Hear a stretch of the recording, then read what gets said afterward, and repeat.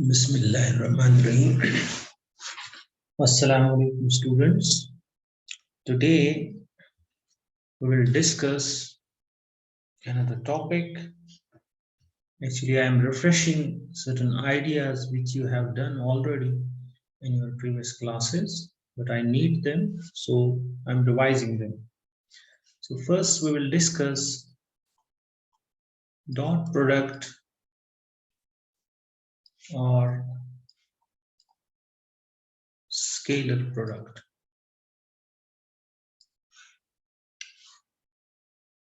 Let me underline it. All right. Multiplication of two vectors to yield a scalar. So there we define a product in vectors called dot product because it is denoted by dot, and because it gives us scalar quantity, it is also called scalar product. So how we define it? So if I have two vectors A and B, then A dot B is by definition magnitude of A times magnitude of B times the cosine of the angle between the vectors. So if this is vector A and this is vector B, then this is the angle. By convention, we take the smaller angle between the vectors. Remember, there is phi is angle between A and B. There is another angle, that is this one, which is 2 pi minus phi, right, between these two vectors. Now in cross product, whether you take phi or 2 pi minus phi, it is not going to affect your result in case of dot product, but we are going to see in cross product it has an impact. So remember, the recipe is take always the smaller angle between the vectors, this one, phi. So you can see dot, we call it dot product because of this notation, dot, and we call it scalar product because it is a scalar, a number. Magnitude of A is a number, magnitude of B is a number, and cos phi is a number. So this is the definition of dot product. You can see magnitude of A, magnitude of B is always a positive quantity, but cos phi can be 0, less than 0, or greater than 0. Accordingly, dot product can be 0. Dot product can be greater than 0. Dot product can be less than 0. In this case, when the angle between the vectors phi is acute angle, in this situation, A dot B is positive because cos phi will be a positive quantity. And if the angle between A and B vector is 90 degree, that belongs to this category, then dot product is 0 because cos 90 is 0. And if the situation is like this, the angle between A and B vector is obtuse, greater than 90 degree, like this, then A dot B is negative, less than 0. So phi less than 90 degree give dot product positive. If it is 90 degree, then dot product is 0. And if the angle is greater than 90 degree, then dot product is a negative quantity, right? And this dot product is equal to 0 when angle between the vectors is 90 degree is having an application. If we have to test that two vectors are at right angles or not, we calculate the dot product. If dot product turns out to be 0, by that we infer these two vectors are orthogonal to each other, they are at right angles to each other, they are normal, right? So incidentally, you can see we have defined 3-unit vectors. Remember, if this is positive x-axis, this is positive y, this is positive z, we defined 3-unit vectors I cap along positive x, j cap along positive y, and k cap along positive z. So if you use the definition of dot product, you can see I dot I is equal to j dot j is equal to k dot k, and all are equal to 1. And I dot j is equal to j dot k is equal to k dot I, and all are equal to 0. You can easily check it, verify it, very easy.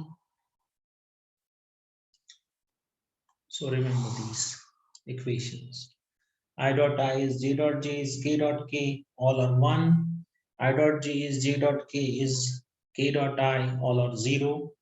You can incidentally see I dot I is 1 because when you use the definition of dot product, the magnitude of I is 1, magnitude of another I is also 1, 1 into 1, angle between I and I is 0, cos 0 is 1, so it will be 1.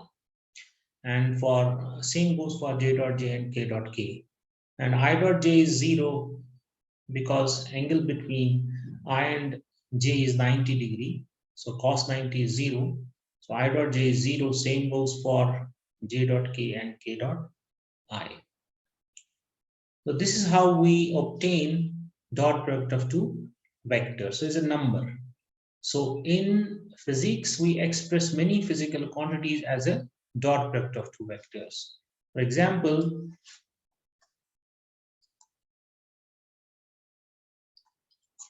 work done by a constant force. So if there is a particle and this is initial position of the particle, initial position, some force acts on it which is constant during the displacement. This particle moves to some other position. This is its final position. Then this vector represents its displacement vector S, and this is the angle between F and S. So throughout displacement, force remains constant. Then we define work done by this force W as dot product of force and displacement. So work done by a constant force is expressed as a dot product of force and displacement vectors. This is just an example. There are other quantities which we express as dot product of two vectors. Now, if two vectors are given in unit vector notation, so if A is given as AXI cap plus AYJ cap plus AZK cap, and B is given as BX I cap plus BYJ cap plus BZ K cap, and we are asked to find A dot B. So if we go by this recipe, then you have to first find the magnitude of A, then you have to find the magnitude of B, then you have to find the angle between the vectors and use this formula, magnitude of A, magnitude of B, and cosine of the angle. You will get the dot product. There is another simpler way. You can directly find this way also.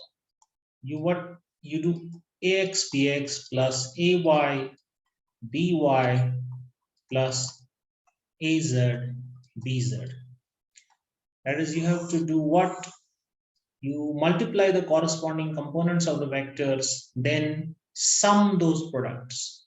You multiply x component of A with x component of B, multiply y component of A with y component of B, multiply z component of A with z component of B, then sum these products, you will get a dot product, right? You can check it yourself, it is easy.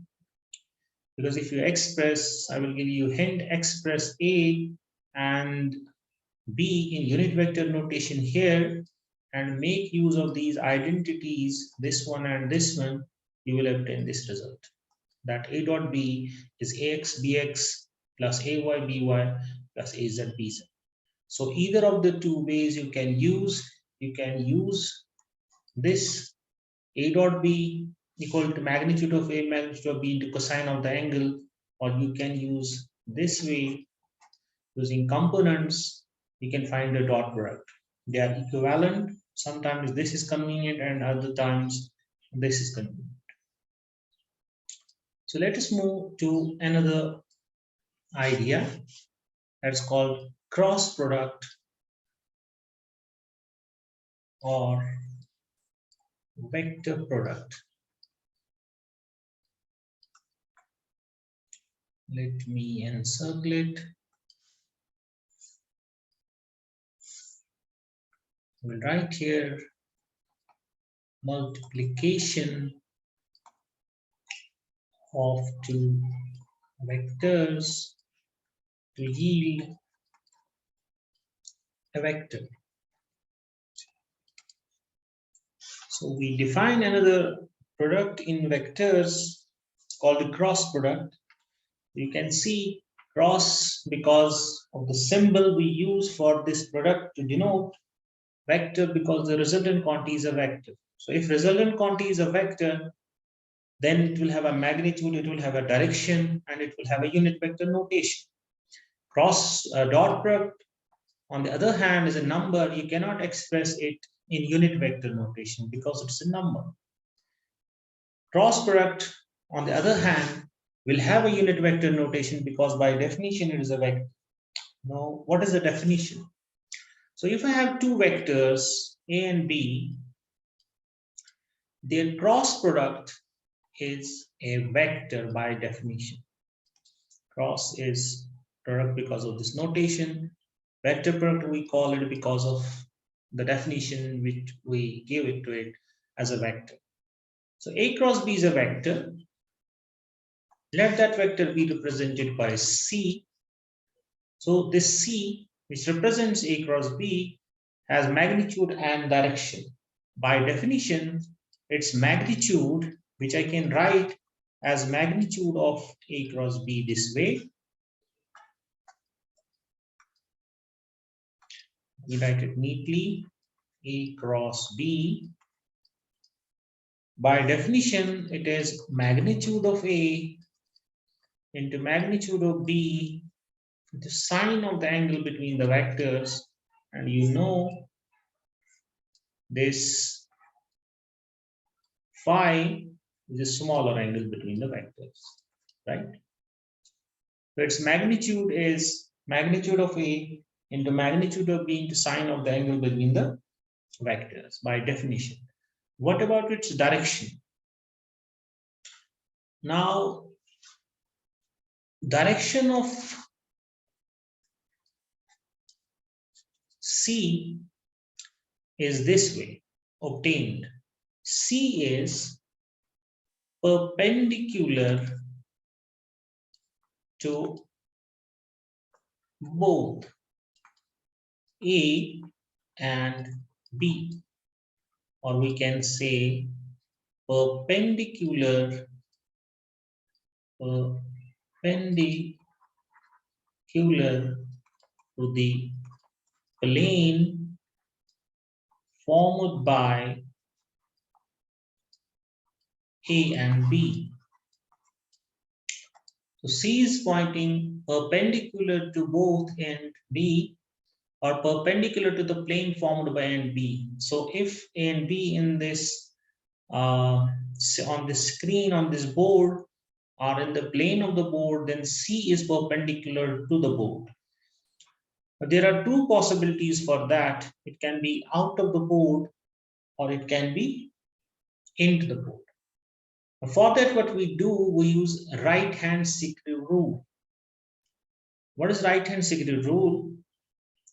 You assume right-hand secret rule. In right-hand secret rule, you know, secrets are of two kinds, can be right hand or it can be left hand. Now in right hand secret, what happens if this is my right, the face of this right hand secret, I look at this right hand secret this way. If you give clockwise rotation to a right hand secret, right, what will happen to it? Secret can go downward or it can go move upward. Now in case of right hand secret, when you give anti-clockwise rotation, secret comes out. And if you give clockwise rotation, secret goes in. It will move forward, move in. If you give anti-clockwise rotation, it will come out, move out. Right? So what you have to do to find the direction of A cross B, if this is my A and this is my B, and this is angle phi between the vectors, I have to imagine that they are on the surface of this right hand secret.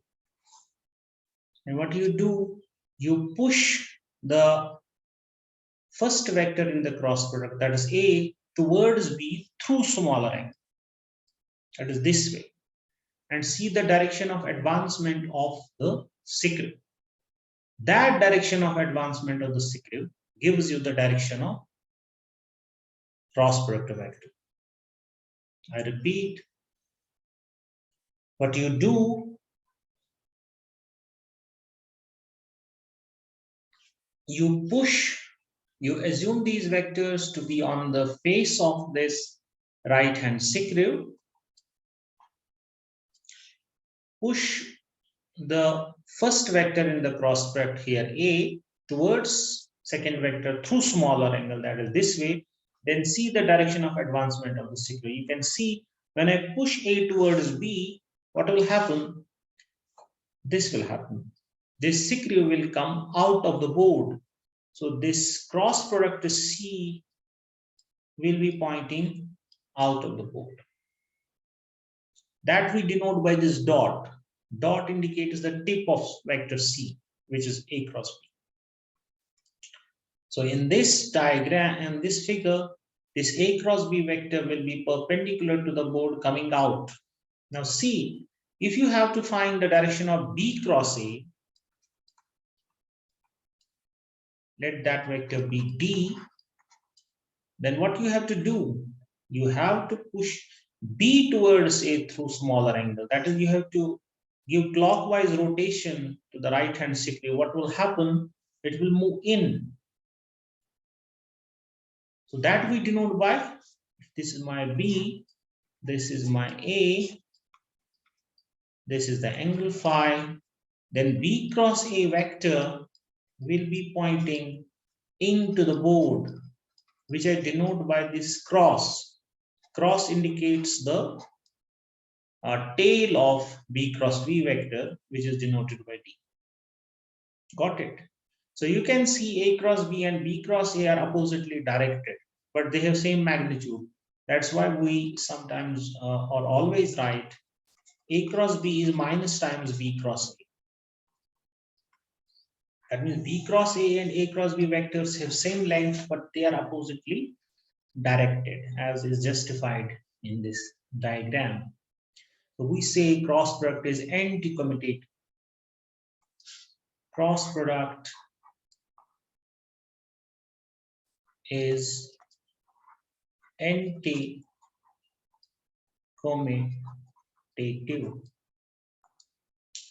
On the other hand, dot product is commutative. A dot B is same as B dot A. It is not going to affect the value of this number if you interchange A and B. So dot product is commutative, right? So I repeat, A cross B by definition is a vector. Let that be vector C. By definition, its magnitude is magnitude of A, magnitude of B, sine of the angle. Angle is to be taken as smaller angle between the vectors. C by definition is directed perpendicular to both A and B or perpendicular to the plane formed by A and B. Then I said there are two possibilities for that in this figure. Either it can be into the board or out of the board. How we decide that? By right-hand secant rule. I said right-hand secant is a secant in which if you give it a clockwise rotation, it will move in. If you give it an anti-clockwise rotation, it will move out. So you have to imagine that these vectors are on the face of right-hand secant. Push the first vector in the cross vector toward the second vector through smaller angle and see the direction of advancement of the secant. That is the direction of A cross B. So in this A cross B situation, my first vector is A. I push A towards B through smaller angle. Secant will come out. So C is pointing out of the board, which I denote by dot. That dot indicates the tip of vector A cross B. So if I have to find the direction of B cross A, I have to push B towards A through smaller angle. Then secant will be rotated in clockwise sense. It will move into the board. So B cross C will be directed into the board, perpendicular to the plane, indicated by this cross, which indicates the direction of B cross C vector. It is the tail of B cross C, which we denote by D. Then we concluded A cross B is minus times B cross A. Cross product is anti-commutative. So this is one way of finding A cross B. First, we find magnitude using this formula. Then we find the direction using right-hand secant. There is another way if using unit vector notation. If I have given two vectors in unit vector notation this way, ax I cap plus ayj cap plus az k cap, and another vector is b equal to bx I cap plus by j cap plus bz k cap, and I'm asked to find A cross B vector. Because it's a vector, it will have a unit vector notation, right? Repeat it. So one way is first I have to find the magnitude of A, magnitude of B, angle between A and B, smaller one, then use this formula that will give me the magnitude. Then I have to find the direction using right-hand secant rule. But another directly from unit vector I can find its unit vector notation directly from the components of A and B. See how I can do it. This A cross B vector can be written in the form of a determinant this way. I cap, J cap, K cap. You write in the first row in the determinant.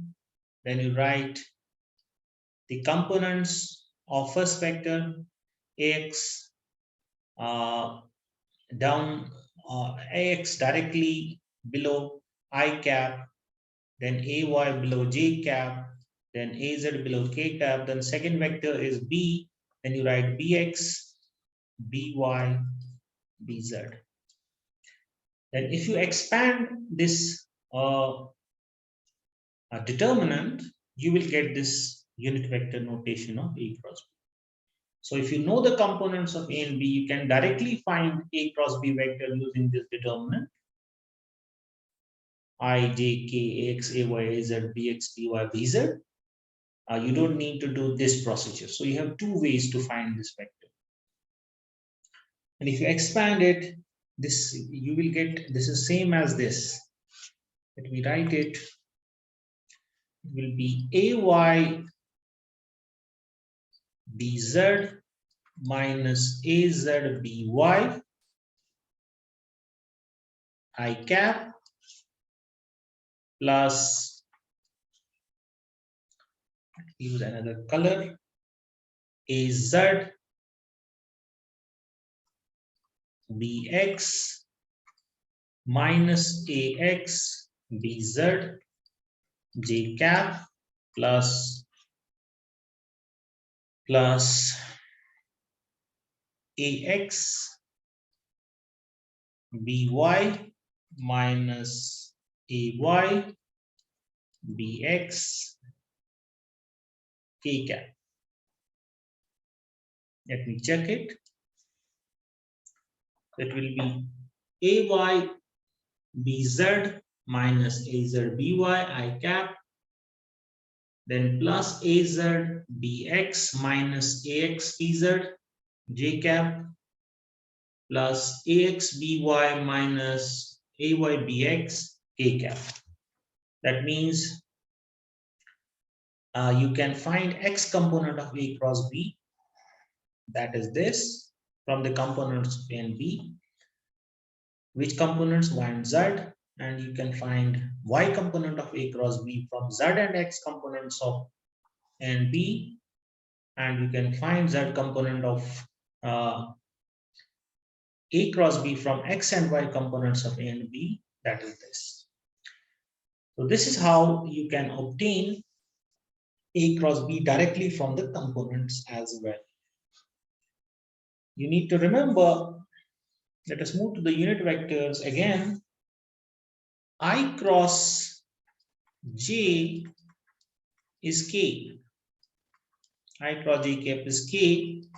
J cross K cap is, what is this? It is I. Ij is K, Jk is I, and what else? K cross I is J. Remember this. I cross J is K, J cross K is I, K cross I is J. Ijk, Jki, Kij. You can see this through this definition. Check it at home. Convince yourself at home. Convince yourself. Not meet. I should write check and convince yourself at home using definition, right? And another thing, what about, to use another color, what about I cross I, J cross J, and K cross K? Simple. Sign 0 is 0. So it is 0. Because these vectors, I is parallel to itself. So I cross I is equal to J cross J is equal to K cross K is equal to 0. Actually, it's a vector, the 0 vector. When we say I cross I is J cross J is K cross K is 0, by that we mean magnitude, right? So you need to remember this as well as this, and you can check it at home as well. So you now know cross product, how to obtain it, and also dot product. Next thing is, I will give you example of cross product. As cross product of two vectors is a vector, so in physics we express many quantities which are themselves vectors as cross product of other two vectors. For example, if let this be x, this y, this z direction, this origin. So there is some particle having certain mass, now some force acts on it, let that force be represented by this vector f. Now we are interested in finding the torque due to this force on this mass m about point O. Torque due to F on M about point O. So what we do? We take vector r from point O to the particle. This is r vector. So if torque due to F on mass m about point O is denoted by this symbol, which is read as tau, this torque by definition is r cross F. So it is expressed as a cross product of r and F. So whatever the definition of cross product, what are the rules and implications of cross product, all those will be applicable to torque. That means this torque vector will be perpendicular to plane formed by r and F. You can find its direction by right hand secret rule. If you know the components of r and F, you can find using that determinant which we discussed. You can find the unit vector notation of this torque vector, right? Its magnitude will be magnitude of r into magnitude of F into sine of the angle between the vectors, which incidentally is this angle in the field. I translate r, then I find this smaller angle between r and F is my phi. There are other quantities also which we express as cross product of two vectors in physics. This was just an example. I summarize the lecture. I stop here. So now you know what is dot product and how to obtain it. You know these identities. You know how to find dot product from component method. You know what is cross product. It's a vector. How to find it. You know two ways, unit vector way and the magnitude, product of magnitudes way, and right hand secret rule for direction. And you know the examples. So this is all for today. Go through all video lectures. Don't waste your time. And don't forget to like, share, and subscribe my channel. You can comment in the comment box. Thank you. God bless you. Assalamu alaikum.